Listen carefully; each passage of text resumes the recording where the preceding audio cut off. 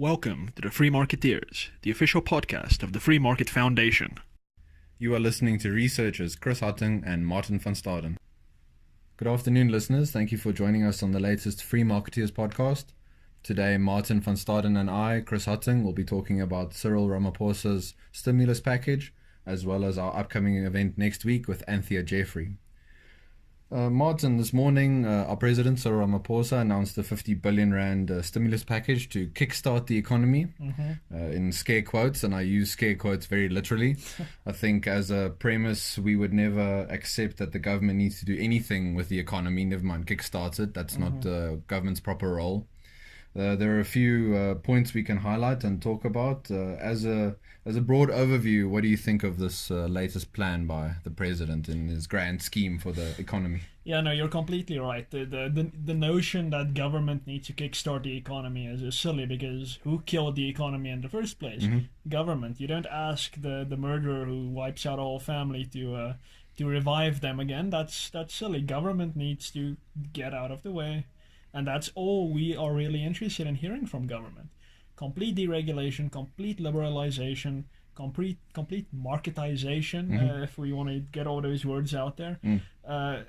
I'm not feeling very hopeful about the president's ideas for the reasons we're about to get into. So yeah, no, I'm not hopeful at all.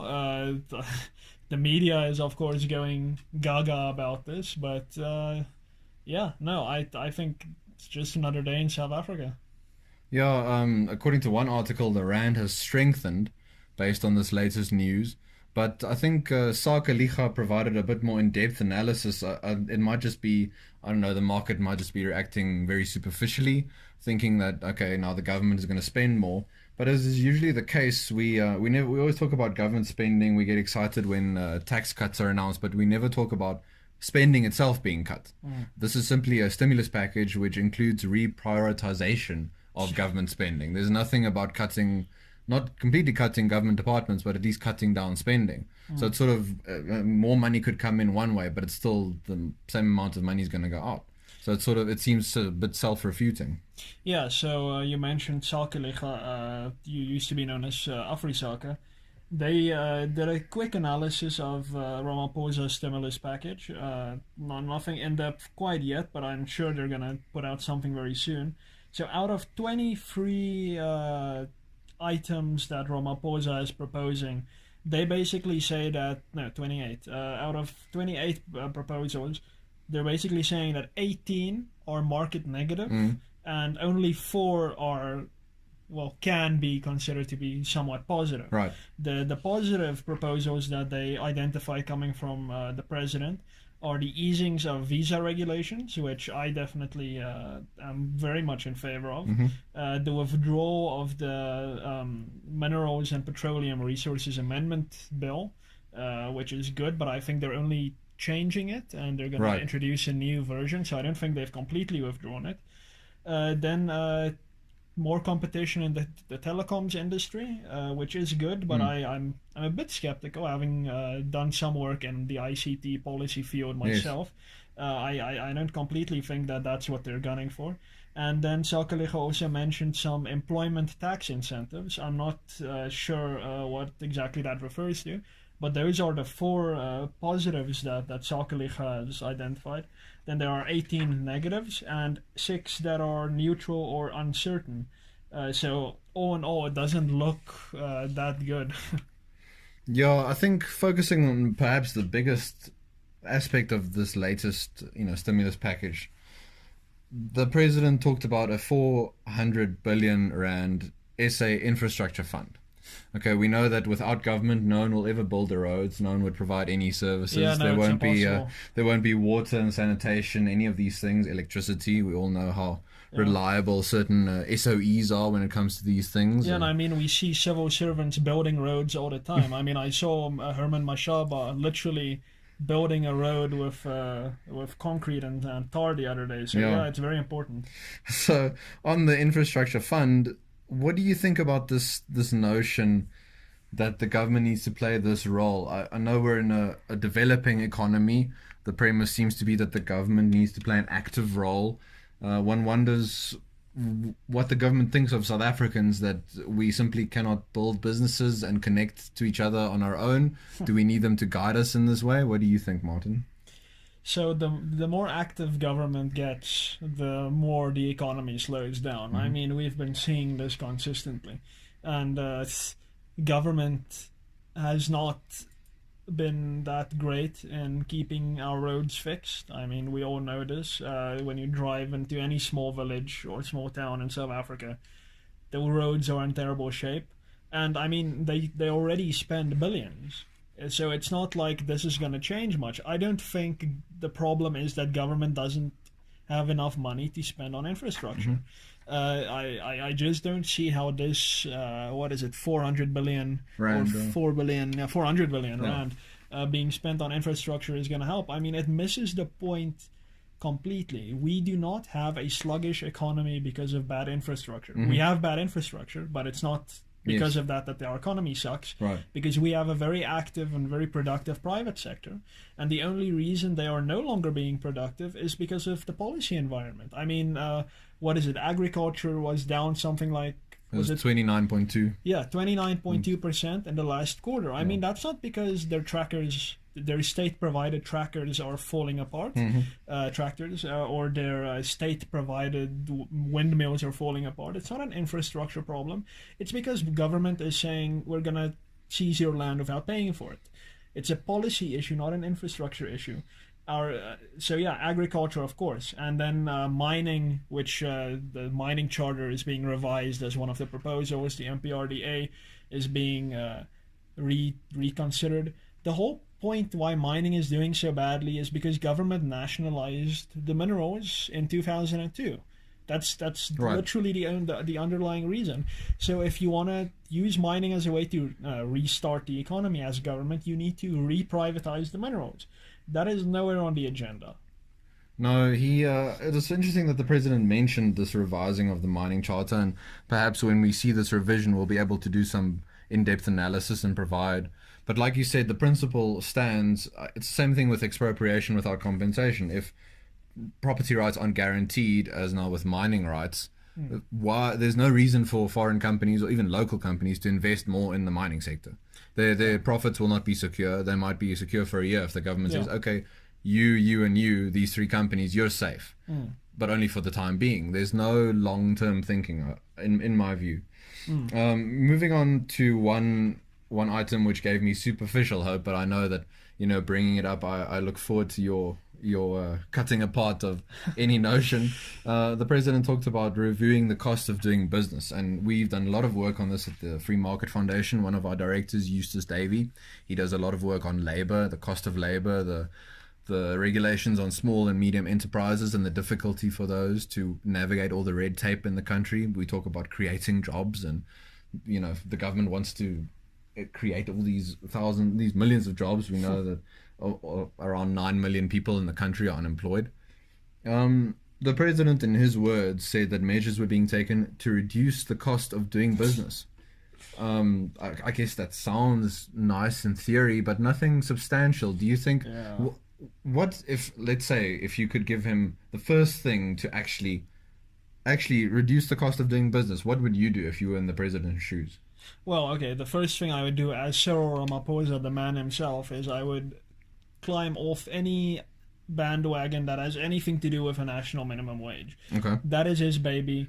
If he wants to reduce the cost of business, he needs to go to Parliament now and say, guys, I made a massive mistake by giving you this national minimum wage bill. Yeah. I am taking it back, and I do not want my party, the ANC, to ever discuss this again, because it's completely insane. This is why businesses are also losing trust in this country. Yeah. But then, of course, basically all the labor laws need to be scrapped.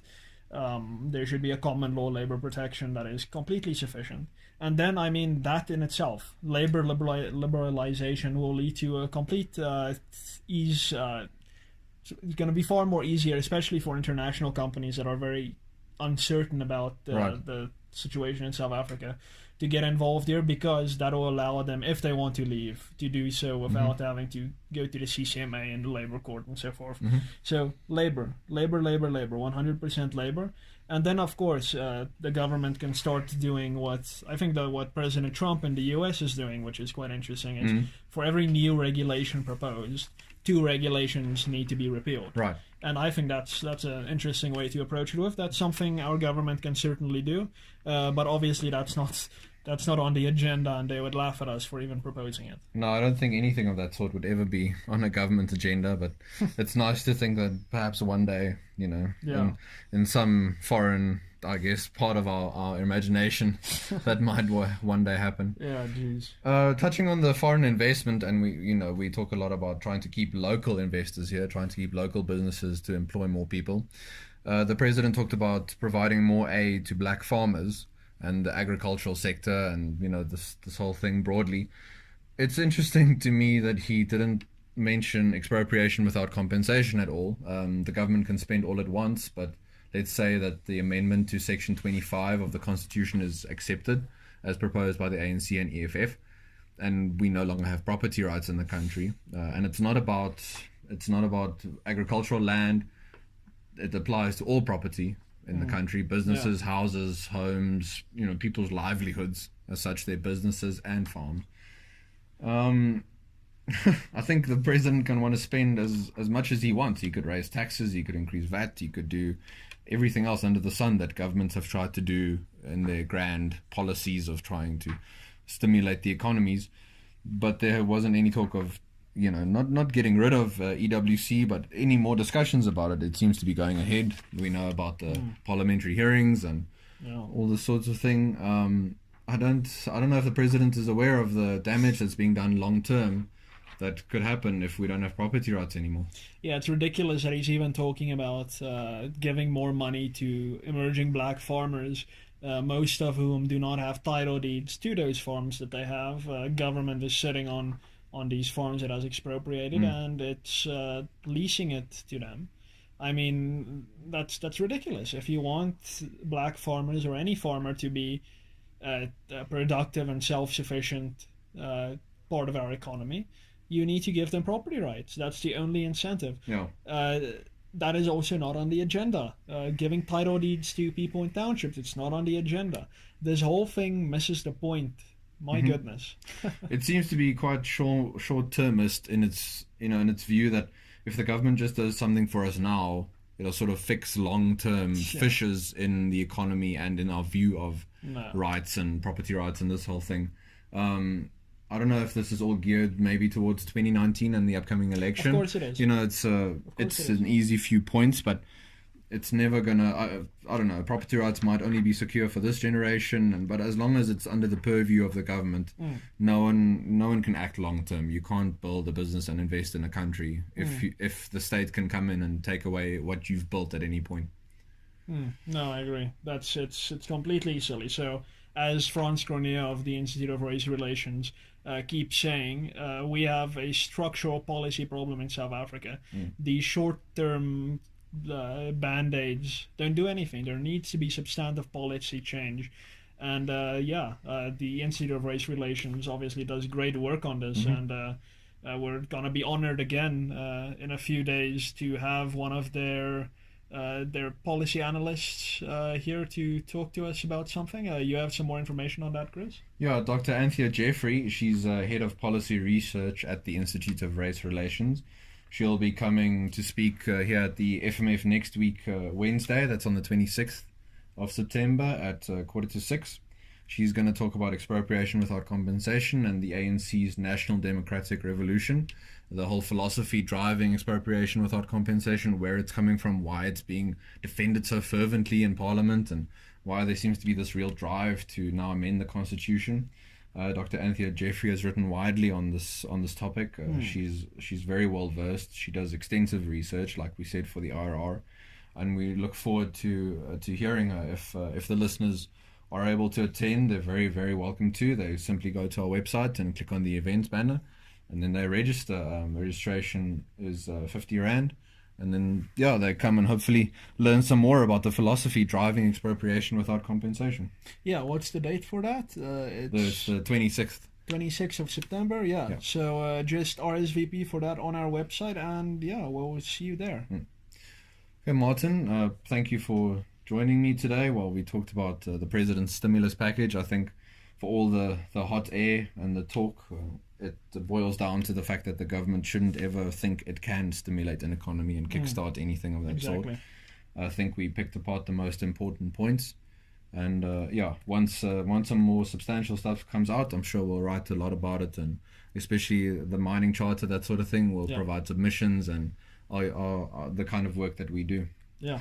To the listeners, thank you very much for joining us today. Please remember to share the podcast. You can find all of our podcast episodes on our YouTube channel. Please follow us on Facebook, FMF South Africa. Like our page. FMFSA on Facebook. FMFSA. There you go. Our new Facebook man, Martin, will correct me very quickly. On Twitter, please follow us at FMFSA. And please like and share all our articles. Please comment. Give us your feedback.